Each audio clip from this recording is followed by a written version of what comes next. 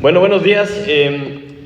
Cuando vemos este tipo de historias, a mí en lo personal, las historias del Antiguo Testamento me encantan porque me gustan las películas, me gusta el mundo del cine, las series, ¿no? Y como que me acuerdo ese tipo de conexiones cuando vemos estas historias. Y si eres de las personas que les gusta el cine, ¿no? Y más o menos sigue lo que pasa, a lo mejor te acuerdas de una actriz que se llama Judi Dench, que se llevó el Oscar como actriz de reparto por una actuación que hizo de la reina Isabel I, ¿no? Y fue muy impresionante porque solo salió 8 minutos en la película, ¿no? Y se llevó el Oscar, entonces todo el mundo estaba, no, qué bárbaro, qué actuación. Y digo esto porque la semana pasada, o bueno, la vez pasada que estábamos hablando de Samuel, veíamos de quién es la historia principal, quién es el personaje principal, y que nosotros somos como estos actores de reparto, ¿no? O podemos ser como extras. Entonces, cuando pienso en este Oscar y en este premio que se llevó esta actriz, digo, qué impresionante tuvo que haber sido su actuación para que con tan solo 8 minutos los jueces dijeran, no, o sea, esta es la mejor actriz de reparto de este año. Entonces, si estamos viendo en el mundo de las películas, en las series, cómo va llevando la historia, generalmente cuando un personaje secundario, como que te empiezan a platicar un poquito de su historia, es porque de alguna forma su línea del tiempo se va a unir o va a intersectar con la historia del personaje principal. Si no, no te platicaría nada de ese personaje, ¿no? Como que pues simplemente es uno extra. Pero empiezan a platicarte un poquito de su vida porque empieza a tomar relevancia porque se va a conectar con la historia del principal. Lo único relevante de los personajes secundarios en la película es ese momento en donde hace algo o aporta algo para la historia del personaje principal. Y eso es lo que yo pienso cuando leo este pasaje, ¿no? El pasaje que leímos esta mañana, porque es una pequeña explicación de Elcana y de su familia, ¿no? Por primera vez aparecen, como quien dice, en escena, porque de alguna forma sus vidas se van a meter en la historia principal, en el plan de Dios, en ese plan que Dios tiene para la nación de Israel. No van a tener algo que ver con la historia del Mesías, ¿verdad? Y van a tener algo que ver con todos los que estamos aquí presentes hasta este momento. Entonces, vamos a ver bajo qué circunstancias Elcana y su familia entran en escena. O sea, qué estaban haciendo, qué estaba pasando en sus vidas, cómo estaban, y eso es lo que vamos a ver esta mañana. Obviamente, todo lo que vamos a observar con la finalidad de que podamos ver hacia nuestras propias vidas, que podamos ponernos a pensar, ok, ¿mi vida ya está dentro de la historia del personaje principal o no? O sea, ¿mi historia ya intersectó? ¿Ya está aportando algo para la historia de Dios? ¿O seguimos detrás de bambalinas? Todavía no aparezco en escena. ¿Quiero aparecer en escena o todavía no? Yo quiero seguir acá atrás, siendo de relleno, ¿verdad? Y observando lo que Dios hace en la vida de esta familia, debemos considerarnos a nosotros mismos y pensar, ok, con las circunstancias que estamos viviendo, ¿no? Con los problemas en los que nos metemos a veces, las cosas que nos suceden, las cosas que vivimos, ¿qué hacemos con eso? ¿Nos acercamos más a Dios o nos alejamos más de Él? Entonces vamos a empezar con una oración. Acompáñame, por favor. Padre Santo, te damos gracias esta mañana porque nos permites venir delante de ti, Señor, en familia, en unidad, para escuchar de tu palabra, Señor. Te pedimos, por favor, que esta historia nos ayude, Señor, a pensar de qué manera estamos haciendo algo para ti, Señor. Entendemos que tú eres el personaje principal y queremos, Señor, ser personajes de apoyo, que aportemos algo para tu historia, Señor. Te pido que tú muevas nuestro corazón, nos des convicción, nos pongas tú, Señor, tanto el querer como el hacer por tu buena voluntad. Te lo pedimos en el nombre de Jesús. Amén. Muy bien. Hace un par de semanas hablábamos del contexto, ¿no? Esta historia, dónde sucede, cuándo sucede. Y quedamos que era la parte final de la época de los jueces, ¿no? Y ¿se acuerdan la frase típica de la época de los jueces? Cada uno hacía lo que bien le parecía, ¿no? Entonces, la nación de Israel no estaba muy bien, que digamos, andaban así medios despilfarrados para todos lados, pero también veíamos que los sacerdotes andaban muy mal, había mucha idolatría, se habían mezclado con muchos de los pueblos vecinos, pero dentro de todo esto encontramos por ahí algunos que más o menos seguían obedeciendo, ¿no? Más o menos ahí andaban haciendo el intento. Y es ahí donde vemos a Elcana y a su familia. Dice el versículo 1 que había un varón de Ramataim de Sofim, del monte Efraín, que se llamaba Elcana, hijo de Jeroam, hijo de Eliú, hijo de Tou, hijo de Suf, efrateo. No, y tenía él 2 mujeres, el nombre de una era Ana y el de la otra Penina. Y Penina tenía hijos, mas Ana no los tenía. Y dice que todos los años aquel varón subía de su ciudad para adorar y para ofrecer sacrificios a Jehová de los ejércitos en Silo, donde estaban 2 hijos de Elí, Ofni y Finés, sacerdotes de Jehová. Y cuando llegaba el día en que Elcana ofrecía sacrificio, daba a Penina su mujer y a todos sus hijos y a todas sus hijas, a cada uno su parte. Pero Ana daba una parte escogida porque amaba a Ana, aunque Jehová no le había concedido tener hijos. Entonces aquí como que tenemos la primera foto, ¿no? La primera introducción a la vida de este Elcana, y podemos caer en la tentación de medir sus acciones, medir su vida como nosotros nos juzgamos a nosotros mismos. De, bueno, hacía unas cosas bien, hacía unas cosas mal, pero en el balance salía más positivo que negativo, ¿no? Pero Dios no nos califica así. Muchas veces tenemos esa tentación de poner en una balanza, ¿no? Lo que hacemos. Si yo veo mi vida, soy más bueno que malo, soy menos peor que peor, ¿verdad? Y hacemos ese tipo de juicios. Pero nosotros no podemos medir nuestra vida con más mal o más bien, porque Dios quiere nuestra completa santidad. ¿Están de acuerdo? Él quiere que estemos completamente apartados para Él, como estudiamos en Romanos. Y la única forma de hacer esto al 100% y de alcanzarlo es si morimos a nosotros mismos a diario. ¿Ok? Entonces, ¿qué tanto bien hacemos? ¿Qué tanto mal hacemos? Pues solamente determina qué tan bien o qué tan mal nos va a ir en esta vida. Porque mientras más mal hacemos, pues más malas consecuencias tenemos, porque lo que sembramos, cosechamos. La semana pasada veíamos que lo que hacemos o lo que determina en dónde estamos en la siguiente vida es si tenemos a Cristo o no. ¿Están de acuerdo? No hay otra cosa, si tienes a Cristo o no tienes a Cristo.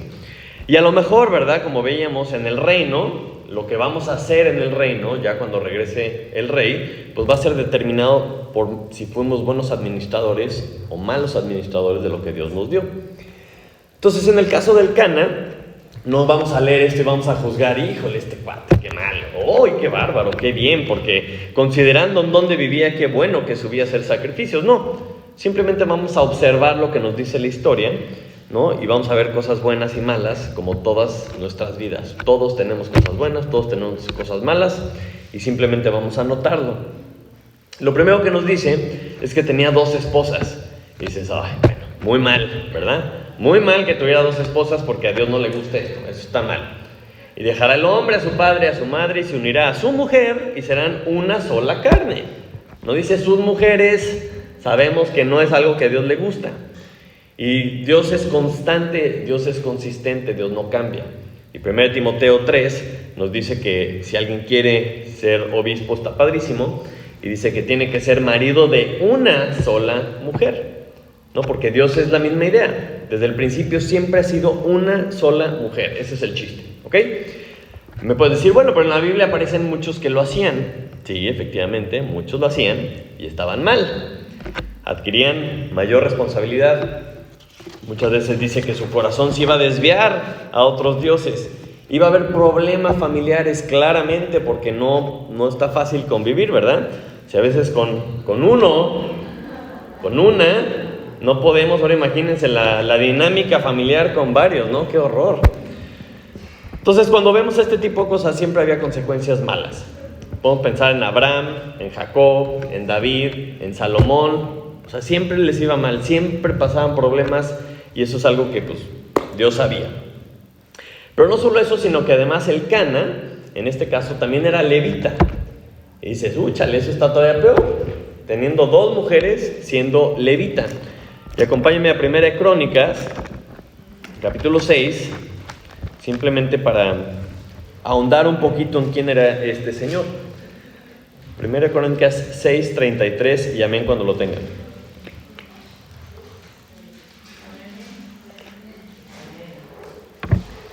Muchas veces cuando vemos nombres y nombres y nombres decimos qué tabarra, ¿verdad? En la Biblia cómo nos dan nombres, pero es importante porque sabemos de dónde vienen. Dice, que les dije 33, ok. Estos pues son sus hijos. Estos pues con sus hijos ayudaban. De los hijos de Coat, el cantor, Emán, hijo de Joel, hijo de Samuel, hijo de Elcana, hijo de Jeroam, hijo de Eliel, hijo de Toa, hijo de Suf, hijo de Elcana, hijo de Maat, hijo de Amasai, hijo de Elcana, hijo de Joel, hijo de Azarías, hijo de Sofonías, hijo de Taat, hijo de Asir, hijo de Biasaf, hijo de Coré, hijo de Izar, hijo de Coat, hijo de Leví, hijo de Israel. Israel, ¿verdad? Israel, Jacob, el que tuvo 12, uno de sus hijos era Leví, y de ahí salen los levitas. Y en esta familia había muchos Elcanas, si se fijaron. Había varios Elcanas. Pero esto es importante mencionarlo porque más adelante, sin spoilear nada, vamos a ver que Samuel tiene muchas funciones de sacerdote. Entonces tenía que ser levita para poder ser sacerdote. Entonces es interesante. Y dice que era efrateo porque pues, era del monte de Efraín. Pero vemos que su línea era de los coatitas, de los descendientes de Leví, descendientes de Israel. Y una de las reglas que tenían los levitas es que tenían que vivir por todos lados. Entonces Elcana resulta que le tocó vivir en Efraín, está perfecto, pero sabemos que era sacerdote. Bueno, no era sacerdote, era de los levitas, ¿ok? Y muy mal, tenía 2 mujeres, dices, bueno. Pero también había algo bueno, porque dice que subía cada año a hacer los sacrificios a Silo. Si se acuerdan, cuando estudiamos Josué, por allá que se establecieron en la tierra prometida, dijeron, vamos a quedarnos aquí en Silo, y erigieron ahí el tabernáculo, y entonces tenían que subir 3 veces al año para ofrecer los sacrificios, ¿no? Y dices, bueno, para como estaba la nación, menos mal que sí, había algunos que sí lo hacían. Los jóvenes pueden saber perfectamente lo de las fiestas, ¿verdad? Después de la reunión de jóvenes, porque en la primavera iban a celebrar la Pascua. Después, 50 días después, era la segunda fiesta, que era la de la siega, la de las semanas, conocida también como Pentecostés. Y después, en otoño, regresaban a la fiesta de los tabernáculos. ¿Ok? Entonces, estas 3 veces al año tenían que subir, y Elcana, palomita, subía y ofrecía sacrificios. Muy bien. Otra cosa buena que nos dice es que amaba a Ana, su mujer, ¿verdad? Porque es algo que tenemos que hacer los maridos, amar a nuestras mujeres. Amén. Pero amaba más a Ana que a la otra. Entonces, muy mal, porque pues obviamente esto iba a generar una rivalidad, ¿no? Porque a lo mejor él, ¿verdad? Esto es suposición 100% mía, dijo, ay, mi mujer tan amada que quiero tanto, no me da hijos, pues yo los voy a conseguir por otro lado. Pues me consigo a otra, tengo hijos, y esta me sirve para tener hijos, y esta me sirve porque la amo mucho. Y dices, qué dinámica familiar tan interesante, ¿verdad? Y obviamente no es justificación, simplemente estamos observando los datos que nos dice el pasaje, ¿no? Nos está dando un poquito de contexto de sus vidas, entendemos las circunstancias en las que estaban viviendo, y en estas circunstancias, vamos a decir, entran en escena. Y considerando el relajo que había con la nación, pues bueno, vemos algunas cosas buenas de sus vidas, vemos algunas cosas no tan buenas, como cualquiera de nosotros. Pero estas circunstancias en las que se encuentran, vamos a observar un poquito cómo el pasaje enfoca su atención a Ana. Vamos a ver qué emociones despertaban estas circunstancias en ella, y vamos a ver qué es lo que hace con estas emociones. Primero que nada, en el versículo 6, cuando en el 5 dice que Ana recibe una parte escogida porque amaba a Ana, aunque Jehová no le había concedido tener hijos. Y su rival la irritaba, enojándola y entristeciéndola porque Jehová no le había concedido tener hijos. Así hacía cada año, cuando subía a la casa de Jehová, la irritaba así, Por lo cual Ana lloraba y no comía. Y Elcana, su marido, le dijo: Ana, ¿por qué lloras? ¿Por qué no comes? ¿Y por qué está afligido tu corazón? ¿No te soy yo mejor que 10 hijos? Ay, qué lindo, ¿no? Qué ternurita. Así de, ay, compadre, ¿no? Bueno, y se levantó Ana después que hubo comido y bebido, la convenció de que comiera, bebiera, ¿verdad? Y mientras el sacerdote Elí estaba sentado en una silla junto a un pilar del templo de Jehová, y eso subráyenlo porque más adelante nos va a brincar, un pilar del templo de Jehová, cuando en Silo solamente estaba el tabernáculo, nomás hay que notarlo. Dice que ella oró, ella con amargura de alma, oró a Jehová y lloró abundantemente. Entonces es curioso cómo nuevamente Dios nos presenta una mujer estéril, una mujer que no podía tener hijos, y dice 2 veces Jehová no le había concedido tener hijos. Entonces esto era parte de su plan, porque Dios generalmente mostraba su poder, mostraba un milagro cuando había una mujer estéril, no para que la gente volteara a ver a ese hijo, porque Dios tenía un plan especial para esos hijos que salen de mujeres estériles, ¿no? Y no era como que se tardaron 2 meses en tratando y no pudieron, 2 años tratando y no pudieron, no. O sea, años y años y años en donde todo el mundo sabía que era una mujer estéril. A lo mejor te viene a la mente Sarai, Rebeca, ¿no? La mamá de Sansón, y más adelante Elizabeth, y decimos: mira, espérense, aquí Dios tiene algo planeado, ¿ok? Entonces, si Jehová no le había concedido tener hijos, dices: bueno, ¿por qué tan amargada? ¿No? Y dices: híjole, qué duro, ¿no? Puede sonar duro, pero pues si Jehová es el responsable de que no tuviera hijos, a lo mejor ella pudo haber aceptado la voluntad de Dios y decir: bueno, pues si Dios no quiere que tenga hijos, pues está bien, ¿no? A lo mejor, bueno, pues voy a esperar en Él, voy a seguir esperando, voy a seguir orando, porque pues me gustaría, ¿verdad? Pero si no, pues no pasa nada. Pero vemos que esto le afectaba grandemente, le afectaba y tenía un impacto tremendo en ella. Vemos que se irritaba porque la otra se burlaba de ella, ¿no? De, yo sí tengo hijos y tú no. Y uy, le calaba. Dice que se enojaba, dice que se entristecía. Y dice que ella con amargura de alma oró a Jehová. Y esta es una palabra muy fuerte, porque lo contrario de amargo pues es dulce, ¿no? Entonces imagínate que tu vida está amargada. Es una palabra muy fuerte en la Biblia y resalta. Y entonces empezamos me fijé en esta palabra porque no aparece muchas veces en la Biblia, es algo bastante fuerte la amargura. Y dije, a ver, ¿qué le está causando la amargura a esta señora? ¿Por qué está con amargura delante de Dios? Bueno, pues porque no tenía hijos, que Jehová no le había concedido tener hijos, y además porque su rival la irritaba. Entonces me puse a pensar, bueno, o sea, ¿por qué surge la amargura en nuestra vida? Y hay muchas historias en la Biblia en donde podemos estudiarlas y decir, ok, sucede por algunas cosas. Puede ser por expectativas no cumplidas. Yo quiero que pase esto y no pasa, ¡pum!, me amargo. Dije, órale. Puede ser por algún dolor profundo, porque algo nos sucede y en vez de ver el plan de Dios, me amargo. Puede ser por algún sentimiento de injusticia. Siento que alguien me hizo algo y por lo tanto me amargo. Puede ser porque te atacan otros, porque te persiguen otros, me amargo. Porque no estoy tranquilo, me amargo. En otras ocasiones puede ser por falta de respuesta de Dios. Puede ser por sufrimientos, porque pues en la vida sufrimos, y si sufrimos a veces nos amargamos. Otras veces puede ser consecuencia del pecado, ¿no? Entre muchas otras razones, pero generalmente es algo muy negativo.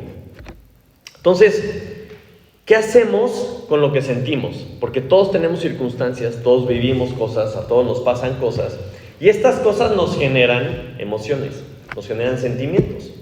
La pregunta es si vamos a ser controlados por ellos o no. Como dice la Biblia, ¿no? Airaos, pero no pequéis. O sea, el sentimiento no tiene nada de malo. Si te controla, es cuando está mal. Me voy a dejar controlar por la ira, me voy a ir a vengar, ¿verdad? Me voy a dejar controlar por la tristeza, me voy a deprimir. O sea, hay muchas cosas que cuando te controla el sentimiento es cuando está mal. Entonces vamos a ver algunos ejemplos en la Biblia de personas que se amargaron y vamos a ver cómo reaccionaron con esta amargura, a ver qué aprendemos. Entonces acompáñenme primeramente a ver el ejemplo de Esaú en Génesis 27.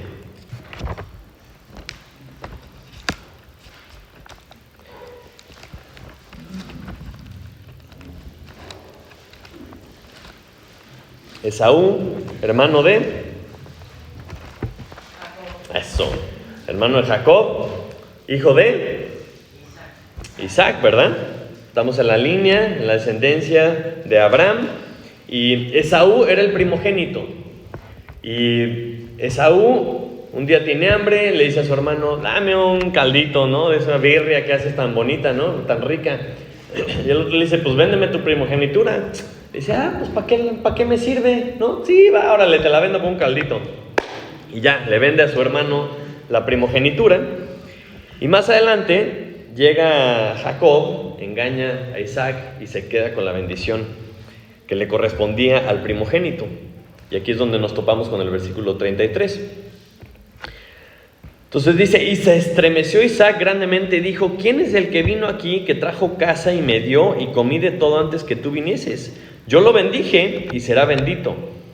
Cuando Esaú oyó las palabras de su padre, clamó con una muy grande y muy amarga exclamación y dijo, bendíceme también a mí, padre mío. Y él dijo, vino tu hermano con engaño y tomó tu bendición. Y Esaú respondió, bien llamaron su nombre Jacob, pues ya me ha suplantado 2 veces. ¿Se apoderó de mi primogenitura? No se apoderó, se la vendiste, ¿no? Y aquí ahora ha tomado mi bendición. Y dijo, ¿no has guardado bendición para mí? Isaac respondió y dijo a Esaú, he aquí yo le he puesto por señor tuyo y le he dado por siervos a todos sus hermanos. De trigo y de vino le he provisto. ¿Qué pues te daré a ti ahora, hijo mío? Y Esaú respondió a su padre, ¿no tienes más que una sola bendición, padre mío? Bendíceme también a mí, padre mío. Y alzó Esaú su voz y lloró. Dice con una muy amarga exclamación, ¿verdad? Porque ¿no? Ya se le trastornó la perspectiva, ¿no? Ya está viendo que el mero malo de la película es Jacob, este suplantador, ¿verdad? Ya me engañó 2 veces. No, a ver, o sea, ya cambió la historia, porque le había vendido su primogenitura. Engaña a su papá, le roba la bendición. Entonces, podemos pensar que está sufriendo las consecuencias de menospreciar lo que Dios le había dado. Y en vez de buscar a Dios, en vez de acudir a Dios con este sentimiento, esta amargura que está sintiendo, el versículo 42 nos dice, ¿en dónde se refugió? Y dice, y fueron dichas a Rebeca las palabras de Esaú, su hijo mayor, y ella envió y llamó a Jacob, su hijo menor, y le dijo, he aquí, Esaú, tu hermano, se consuela acerca de ti con la idea de matarte. Dice, bueno, ya se morirá mi papá, y cuando se muera, ya ándale, ¿verdad? Me lo echo y ya. Ahí se refugió. Su amargura, este sentimiento, todo lo que estaba sintiendo, dijo, bueno, pero ya me las va a pagar. Y ahí es donde se refugió. No busca a Dios, sino dice, yo lo voy a resolver. Otro ejemplo típico es Noemí. Si se acuerdan de la historia de Noemí, la debemos de tener bastante fresca. Acuérdense que hay un hambre y se va con el marido a la tierra de Moab. Muy mal, porque no tenían que irse para allá. Y estando en la tierra de Moab, se muere el marido y después se mueren los hijos. Y entonces, en Ruth, capítulo 1, versículo 13, está hablando con sus nueras y le está tratando de convencerlas de que se queden ahí. Y dice, ¿habíais vosotras de esperarlos hasta que fuesen grandes? ¿Habíais de quedarlos sin casar por amor a ellos? No, hijas mías, que mayor amargura tengo yo que vosotras, pues la mano de Jehová ha salido contra mí. Dice, ¿de dónde se amargó? Porque encima dice, Dios ya la trae contra mí, ¿no?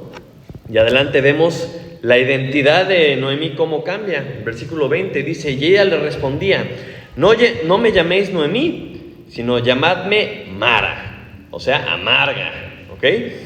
Porque en grande amargura me ha puesto el Todopoderoso. Yo me fui llena. A ver, pues te fuiste por hambre, ¿cómo que me fui llena? Pero Jehová me ha vuelto con las manos vacías.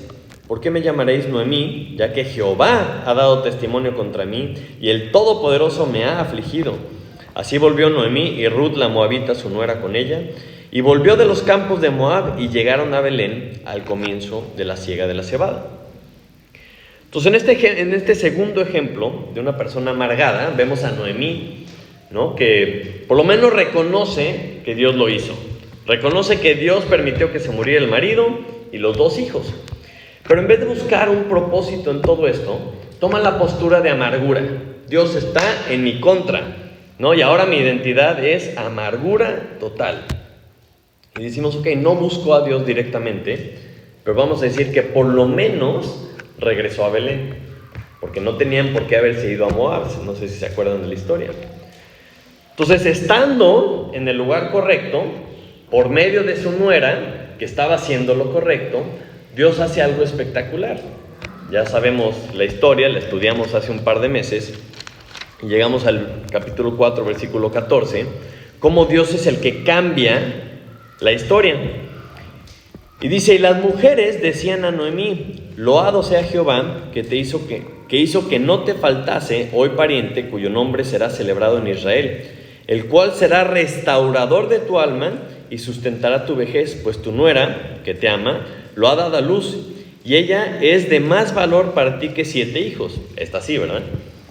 Y tomando Noemí, el hijo lo puso en su regazo, y fue su aya, y le dieron nombre las vecinas diciendo, le ha nacido un hijo a Noemí, y lo llamaron Obed. Este es el padre de Isaí, padre de David. Entonces, qué espectacular. Aunque no buscó a Dios, estaba en el lugar correcto. Y estando en el lugar correcto, Dios enderezó la situación. Dios le dio un nuevo propósito, se le quitó la amargura y ahora se volvió la aya, ¿no? La nana, la niñera de este chamaquito que acabó siendo o estando en la genealogía del Mesías. Qué espectacular, ¿no? Entonces, podemos ver que su corazón a lo mejor no estaba bien, pero hace lo correcto a pesar de su actitud, y Dios endereza su camino. Entonces, ahí ya tenemos 2, Esaú y Noemí. Pero también podemos irnos a Job. Job es un ejemplo tremendo, ¿no? De lo que Dios puede hacer y de cómo a veces nosotros nos desubicamos. Dios permite que Satanás le quite todo a Job. Pierde su familia, pierde sus posesiones, pierde su salud y todo súper rápido. ¿Ok? ¿Y qué hace Job? Primero dice, Dios da, Dios quita, sea el nombre de Jehová bendito. Muy bien, tiene una buena actitud a pesar del drama. Pero ya cuando empieza a sufrir, ya cuando le empieza a doler, ya cuando el cuerpo está batallando tremendo, porque la enfermedad que le da la describe horrible, ¿verdad? La Biblia, como que se empieza a desenfocar. Y dice cosas como Job 3:11 nos menciona. Dice, ¿por qué no morí yo en la matriz? ¿O expiré al salir del vientre? No, y dices, caray. O sea, el justo Job ya está medio desenfocado, ¿no? Obviamente no me imagino, no estoy diciendo para nada que haya sido fácil, pero con el sufrimiento Job empieza a perder la perspectiva, porque empieza a decir, no hombre, ya mejor me hubiera muerto ya, mejor que estuviera muerto, mejor que ni siquiera hubiera nacido. Y a lo mejor dices, hey, no, espérate, o sea, no seas tan drástico, o sea, ¿no crees que Dios está en control? Sí, pero ya no aguanto este dolor. Ok, sí lo entiendo, pero ¿no crees que sea por algo?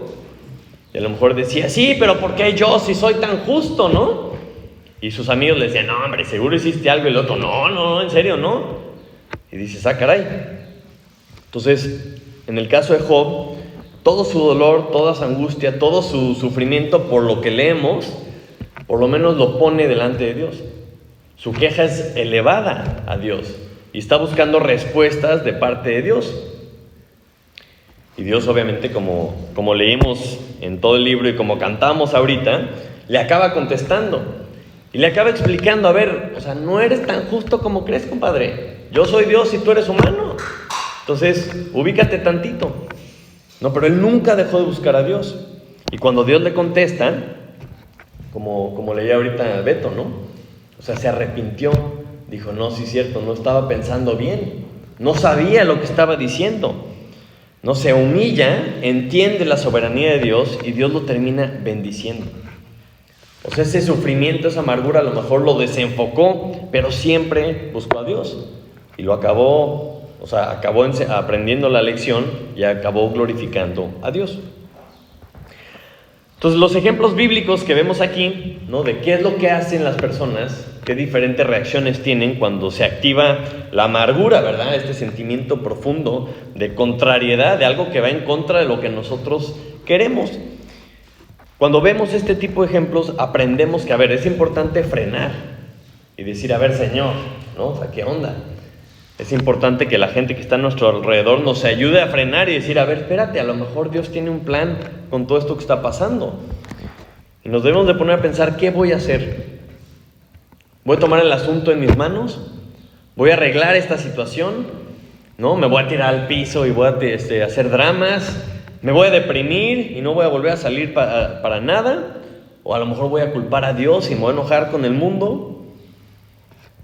Pero me encanta porque tenemos otro ejemplo, y es lo que hace Ana. Entonces, regresando a nuestro pasaje esta mañana, pues claramente hay algo que ella no está a gusto, ¿verdad? Porque ella quería tener hijos. Y la Biblia nos dice que Jehová no le había concedido tener hijos. Entonces, ella sí quería y no podía, entonces está muy amargada. Y para colmo, su adversaria sí tenía hijos, ¿no? Y encima se lo restregaba en la cara seguido, así de, ¿cuántos años tienes? 0. ¿No? Y la otra, le calaba y se enojaba más. Entonces, en esta parte de la historia que vemos el efecto que tenía esta contrariedad, el versículo 10 dice que ella con amargura de alma oró a Jehová y lloró abundantemente. Dice, e hizo voto diciendo, Jehová de los ejércitos, si te dignares mirar a la aflicción de tu sierva, y te acordares de mí, y no te olvidares de tu sierva, sino que dieres a tu sierva un hijo varón, yo lo dedicaré a Jehová todos los días de su vida, y no pasará navaja sobre su cabeza. Entonces, lo que me encanta es que acude a Jehová con su amargura. Está bien que sintiera lo que estaba sintiendo, porque pues sí está gacho, ¿no? Pero acude a Dios, porque es el único que le puede ayudar. No le reclamó al marido, no se fue a vengar contra la adversaria, sino que va a Dios. Me recuerda el Salmo 7, versículo 25, si me acompañan. Porque su reacción nos ayuda a entender lo que estaba en su corazón. No existe, ¿verdad?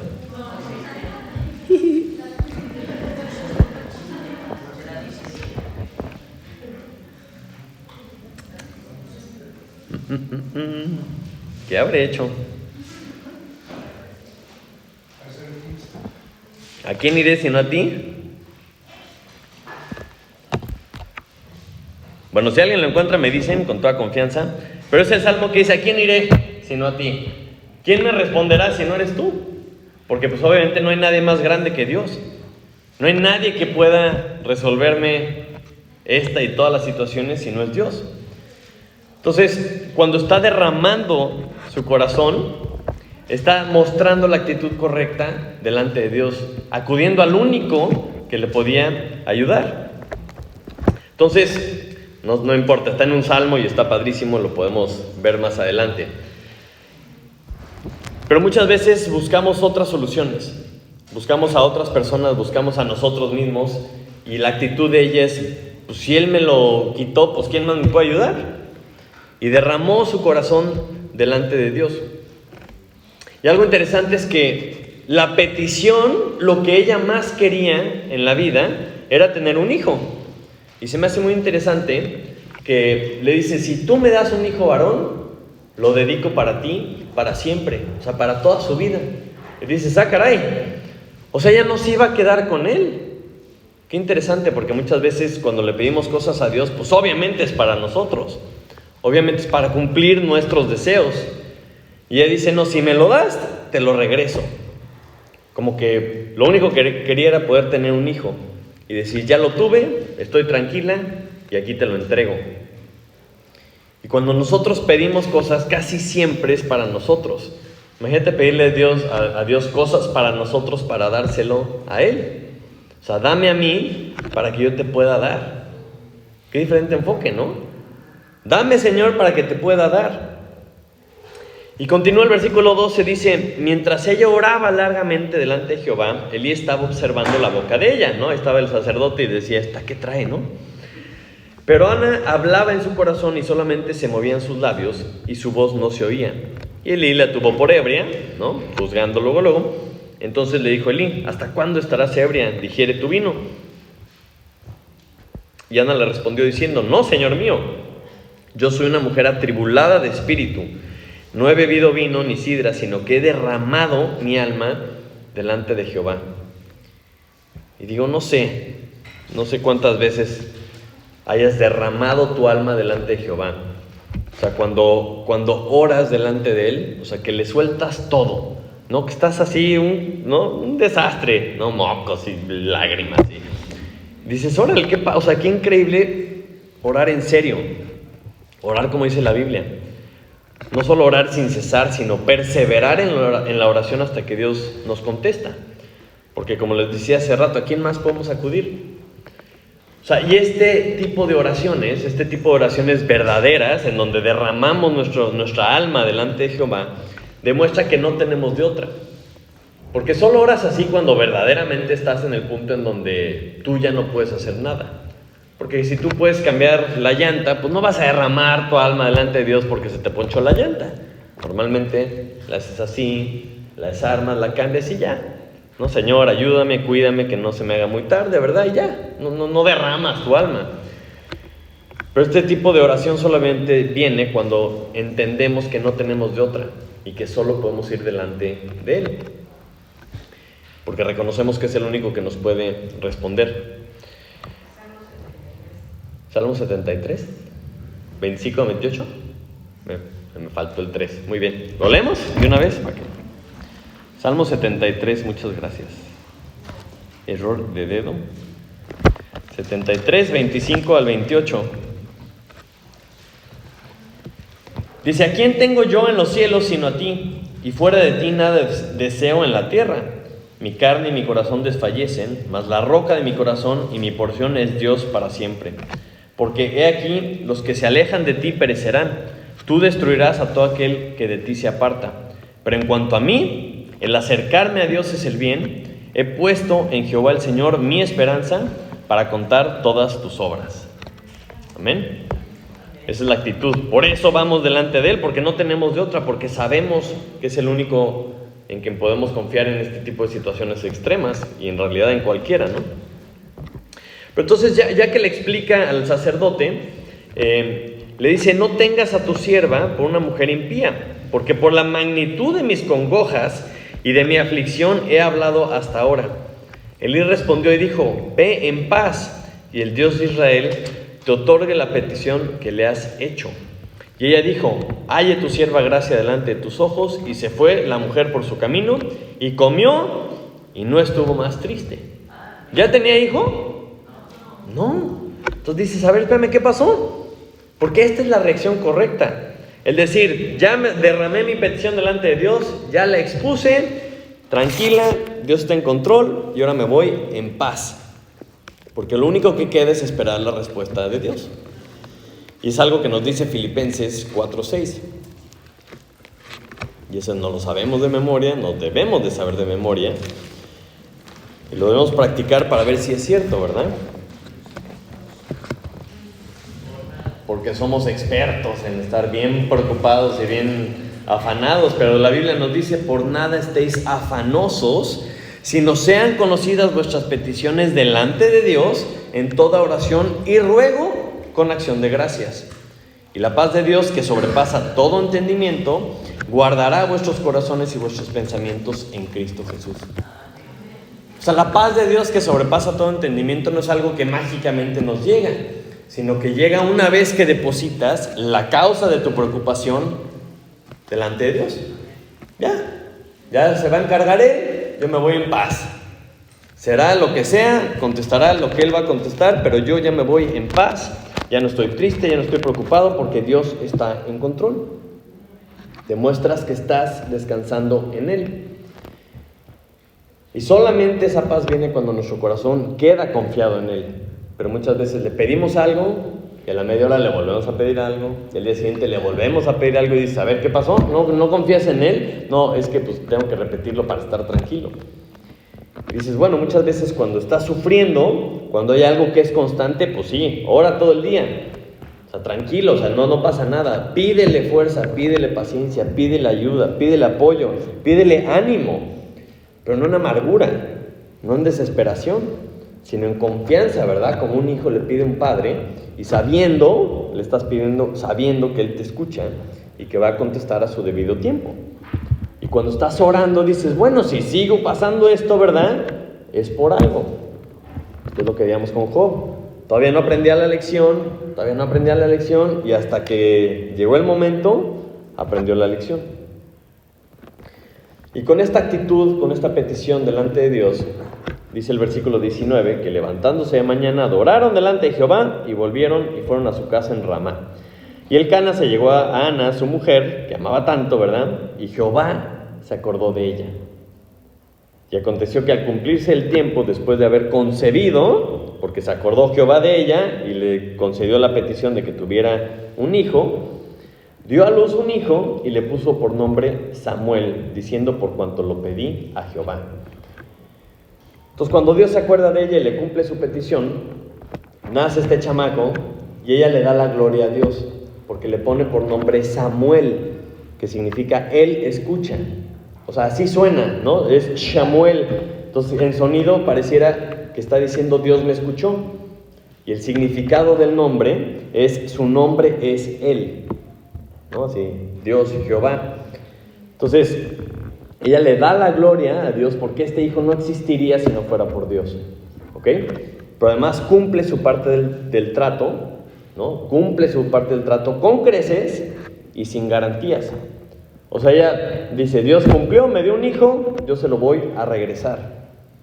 Y aquí el resto del pasaje nos dice que Elcana iba otra vez a subir a Silo a ofrecer sacrificio y como marido debía confirmar el voto de la esposa. Si se acuerdan de la ley, una esposa no podía hacer un voto a Dios y decir, ya le hice un voto, porque si el marido decía no ni más, no era el voto válido. Entonces aquí es interesante que Elcana sube al sacrificio y él dice, yo esta vez no voy a ir hasta que destete al niño. Y entonces Elcana ofrece el sacrificio para cumplir el voto de la esposa. Y dices, bueno, ya se subió al barco Elcana. También estaba enterado de que Dios había hecho esto y estaba de acuerdo con ofrecer a su hijo.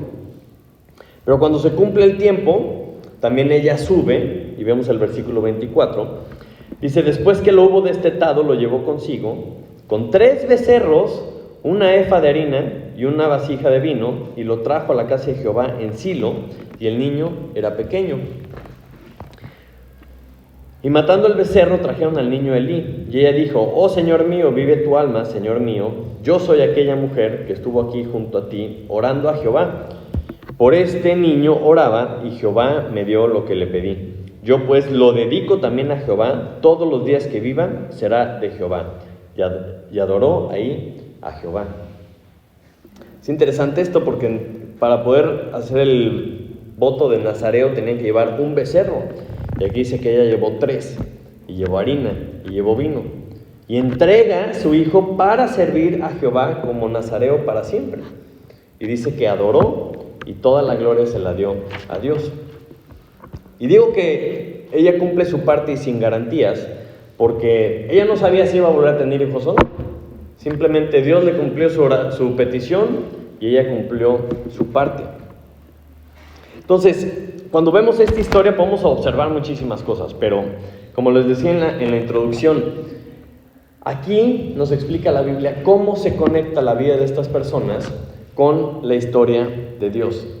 Y podemos ver qué aportó Elcana, qué aportó Ana, ¿verdad? Aporta un hijo para el servicio de Dios, aportó adoración, aportó testimonio, aportó muchas cosas que hasta la fecha nosotros estamos aprendiendo.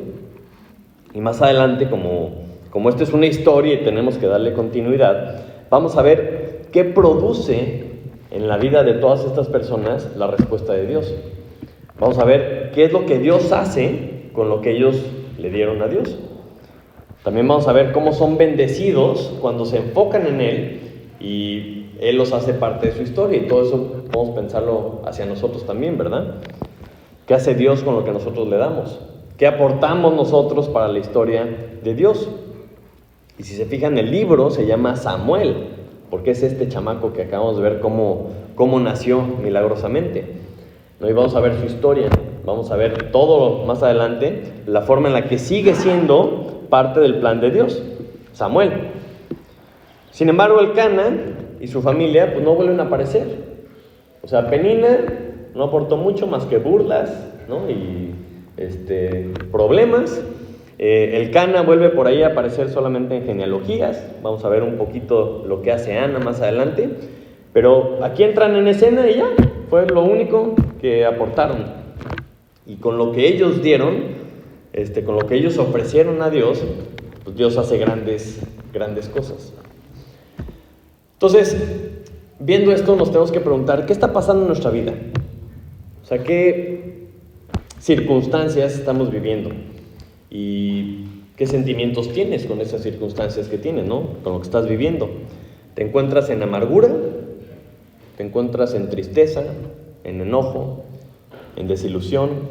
A lo mejor en frustración, o en temor, en ansiedad. O sea, porque todos estos sentimientos siempre pasan por algo, siempre suceden por algo. Puede ser por pecado, por malas decisiones, porque a lo mejor estás bajo prueba, ¿verdad? Dios te está probando, o porque sientes que hay una injusticia, o a lo mejor estás esperando respuestas de Dios, o a lo mejor sí estás sufriendo, pero algo está ocasionando ese sentimiento que tienes. Y la pregunta es, ¿qué vamos a hacer con esos sentimientos? ¿Lo vamos a llevar delante de Dios? ¿No? ¿Qué situaciones, qué circunstancias en tu vida te han llevado a que te acerques a Dios? Quiero que pienses, o sea, ¿cómo reaccionas cuando pasan cosas? ¿Vas a ser como Esaú? ¿Vas a ser como Noemí? ¿Como Job? ¿O como Ana? ¿Vas a tomar las cosas, verdad, en tus propias manos? ¿Vas a arreglar tú todo? ¿No? ¿Te vas a enojar con Dios y te vas a amargar? ¿No? ¿Te vas a tirar al drama? ¿O vas a acudir a Dios? Eso es lo que tenemos que pensar. Porque cuando acudimos a Dios es cuando nuestra historia, como personajes secundarios, se conectan con la historia de Dios. O a lo mejor dices, no, yo todavía no quiero aparecer en escena. Yo quiero seguir ahí escondido tras bambalinas, ¿no? Es importante que tengamos presente que la amargura, estos sentimientos de que algo va en contra de lo que yo quiero, normalmente tiene que ver con mis planes, con mis deseos, con lo que yo quiero. Y tristemente muchas veces la amargura está relacionada con un enfoque en lo terrenal. O sea, si no pasa lo que tú quieres en esta tierra, normalmente te amargas. Pero, como les decía con las películas, no se trata de nosotros. La historia se trata de Dios. La historia se trata de Jesucristo. Entonces Ana no tenía por qué estar amargada, ¿verdad? Si Dios no quiere que tenga hijos, pues amén. O sea, el Cana no tenía por qué haber conseguido esposa por otro lado para tener hijos a fuerza, ¿no? A tener las cosas a pesar de. Penina, ¿verdad? No tenía por qué andar molestando a Ana. Yo sí tengo hijos y tú no. Pues ¿qué andas presumiendo si no los hiciste tú? O sea, Dios te los dio, ¿de qué estás presumiendo? Pero cuando acudimos a Dios, todos los problemas, todos los relajos que podemos nosotros mismos estar creando en nuestras vidas, Él sí los puede arreglar. Cuando acudimos a Él. Porque Él sí quiere que seamos parte de su historia. Pregúntate, ¿ya estás en la misma escena? ¿Ya estás aportando algo? ¿O sigues viviendo engañado de que tú eres el personaje principal, ¿no? Y sientes que tienes los privilegios del protagonista, ¿no? O sea, todo lo que has vivido en tu vida te ha llevado a este punto. Y el chiste es que entiendas que tú no eres el principal, pero sí puedes ser parte de su historia. Es más, puedes ser su hijo. Puedes ser hijo del personaje principal, si tan solo crees en su plan. O sea, porque Dios dice que no quiere que nadie perezca, sino que todos procedan al arrepentimiento. 1 Juan 5, 11 y 12, lo deja muy claro. Dice, y este es el testimonio, que Dios nos ha dado vida eterna. ¿Y esta vida dónde está? En su Hijo. El que tiene al Hijo, tiene la vida. Y el que no tiene al Hijo de Dios, No tiene la vida así de fácil. Entonces, si tienes dudas, no te vayas de aquí, quédate. Acércate con alguien. Pregúntale cuál es el plan de Dios, porque hoy puede ser el día de salvación. Hoy puede ser el día en donde tú entras en la historia, entras en escena, porque tu línea y la línea de Dios se cruzan. Ahora, si tú ya sabes que eres el personaje de apoyo, no sé qué tan seguido te acercas a Él. No sé qué tan seguido le ofreces lo que Él te da. No sé si eres consciente de todo lo que Él te ha dado. No sé si le has pedido algo y te lo ha dado, y si lo has dedicado a Él como un hijo. O sea, yo me acuerdo cuando nació mi hijo y me lo dieron, dije, ¿qué hago con esto? O sea, yo dije, es que me puedo enamorar de esta ternurita. Así de, no, te lo doy. Porque sí me puedo volver loco. O sea, si le pasa algo, si no hago bien mi trabajo, no, Señor, te lo regreso. Porque qué estrés. Y mi corazón descansó. Porque lo estoy cuidando, ¿verdad? Pero no es mío, es de Dios. Y dije, o sea, lo que te da Dios se lo tienes que regresar. O le pides a Dios cosas, o te esperas a darle algo siempre y cuando te dé garantía. No, pero siempre y cuando yo esté bien, entonces sí te doy. ¿Qué le estamos dando a Dios? ¿Lo mínimo? ¿O le damos lo máximo porque sabemos que Él es lo máximo y de Él se trata todo? Quiero que esta mañana se vayan con un reto de entregarle todo a Cristo, para que nos dejemos sorprender por lo que Él hace con lo que le damos. Ponte a pensar, ¿qué le das? ¿Le das tu tiempo? ¿Le das tu atención? ¿Le das tu fe? O sea, ¿le crees? ¿Le das tu obediencia? ¿Le das tu dinero? Porque si nuestro enfoque es Él, entonces sí tenemos chance de salir en escena. Sí tenemos chance de no solamente salir un minuto o ser personajes de relleno, sino que podemos aportar algo para la historia. A lo mejor muchos de nosotros pensamos, no, yo con 8 minutos tengo para ganarme el Oscar espiritual. Y no se trata de eso. O sea, ¿por qué mejor no salir en muchas escenas? ¿Por qué no impactar la vida de cientos de personas o de miles de personas? ¿Por qué nos ponemos límites? O sea, ¿por qué no pensar que algún día nos vamos a presentar delante del Rey con muchas coronas y se las vamos a dar a Él? Porque Él es el personaje principal. Y nosotros, ¿no? Y nuestras vidas solo pintan, o sea, es decir, solo valen algo si aportamos algo para la historia del personaje principal. Si aportamos algo para que la gloria de Dios se engrandezca. Entonces, así como ellos, que no salgamos solo en un capítulo y ya. Que no seamos solo una aparición de toda nuestra vida. Sí, mira, 8 minutos aparecimos en la historia de Dios, sino que sea toda nuestra vida para glorificar a Dios. Vamos a orar. Padre Santo, te damos muchas gracias, Señor, por tu palabra. Gracias porque por medio de ella, Señor, nos permites entender que todo se trata de ti. Que estamos aquí, Señor, para apoyar, para aportar algo para tu historia, Señor. Te pedimos que como iglesia te creamos, Señor. Sabemos que somos humanos, sabemos que tenemos problemas, sabemos que sufrimos y tenemos sentimientos y vivimos muchas cosas, Señor, pero te pedimos por favor que estas emociones, estos sentimientos los encaminemos a ti, Señor. Que todo lo que tú permites que vivamos sirva para que nos acerquemos a ti. Y Padre, te pido que por favor nos ayudes a entender que todo lo que somos y todo lo que tenemos es tuyo. Y solamente vale la pena nuestra vida, Señor, si la usamos para ti. Te lo pedimos en el nombre de Jesús. Amén.